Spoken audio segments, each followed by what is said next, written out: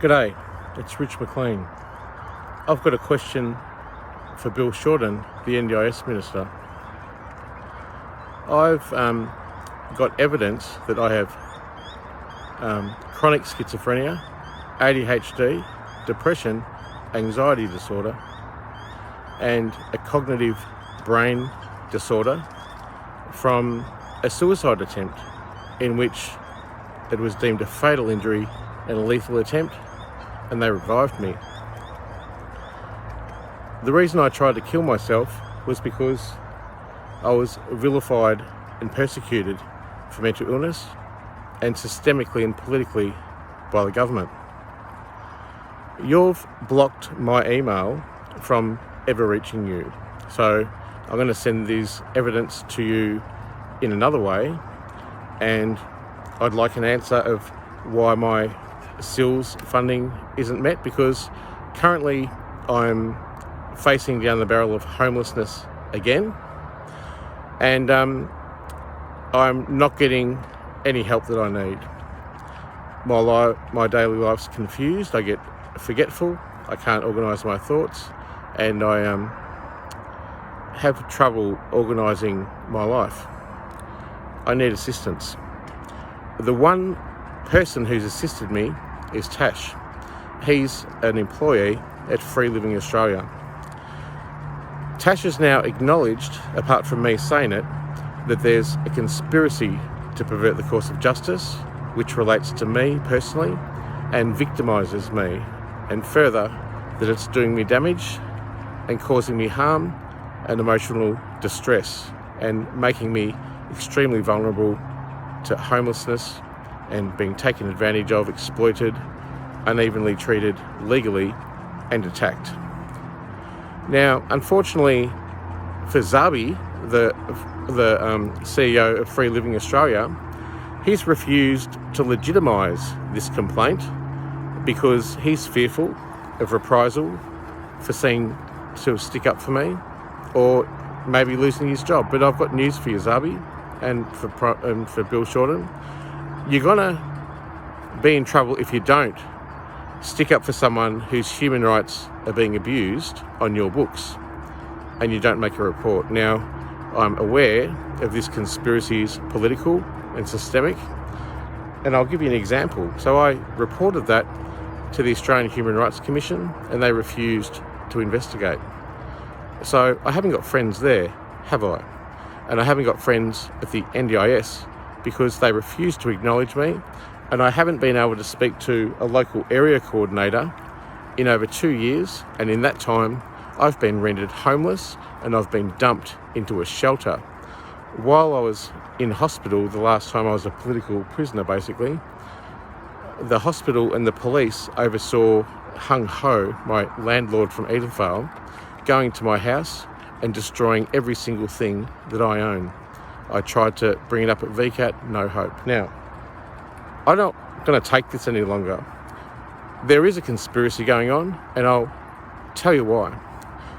I'm a rejected whistleblower, now at Department of Social Security, for stupid reasons of me not being a public official when the federal court has stated that I was an employee of DSS, and the federal court and the health department and ASIC and APRA and other agencies.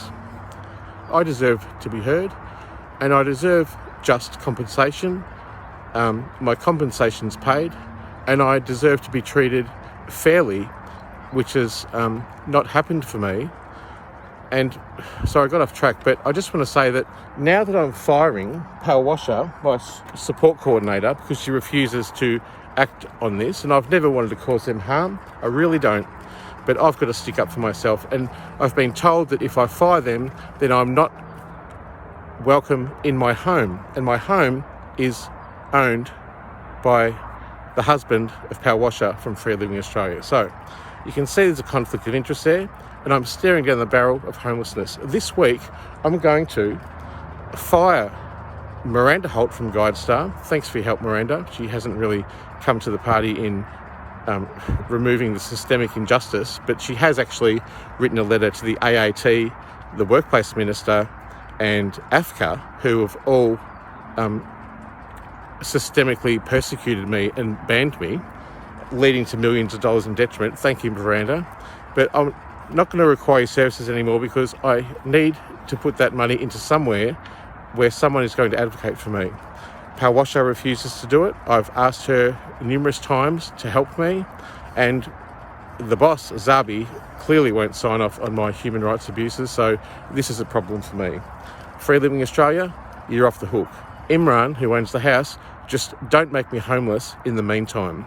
I'm going to move on to another service provider, and I'm going to ask them to send in an urgent report, a change of circumstance, and I'm going to ask them to detail with evidence the cognitive brain disorder, the chronic schizophrenia, and the ADHD, panic disorder and depression, of all of which should really get me over the line for a SILS package. I would like my medium-term accommodation to kick in so that I have somewhere to be with my beautiful dog Crystal and I. And I want that to be done urgently, and I want to be looked after. I deserve to be looked after. I've paid taxes my whole life, and you know what? I served the Australian community for over 30 years, helping local, state, federal, and even international audiences with advocacy in human rights issues and for people who were affected by mental illness and their carers. So I reckon I'm deserving of being looked after a bit. So Bill Shorten, I'd like to acknowledge, first of all, I want my current NDIS package to pay for medium-term accommodation for my dog and I. I want a place to be. And I want that done immediately before I'm kicked out of my accommodation. No harm or ill intentions meant for anyone. And further, then I want an urgent plan review to acknowledge the evidence that I have, which everybody knows, but no one can seem to do anything about, thanks Miranda and Palwasha, about the urgent SILS package that I need. And I would like that to happen urgently because I'm staring down the barrel of homelessness, and you know what?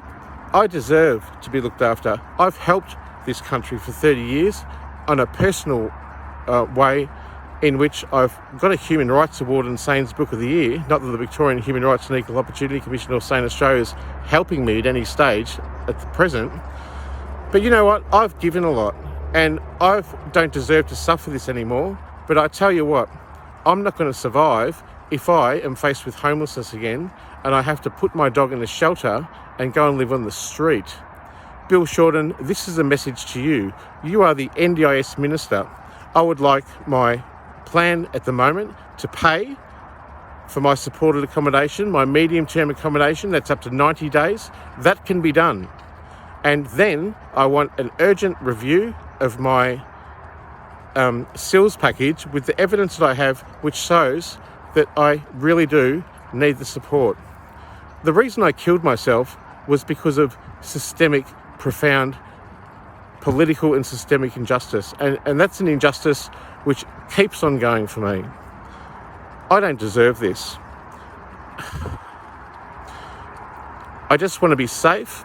My former partner, an ASIO agent, has threatened to kill me and my dog for my whistleblowing, in which I simply requested a settlement for our 5 years engagement together in which he exploited me.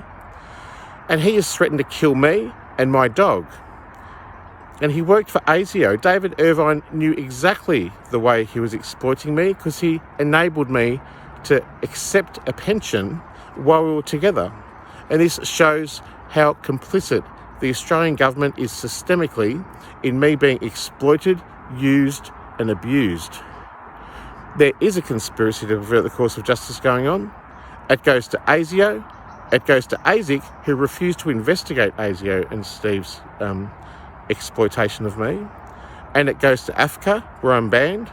It goes to the Australian Human Rights Commission, where I lost $1.5 million in a decision that was totally not impartial, and they refused to acknowledge me.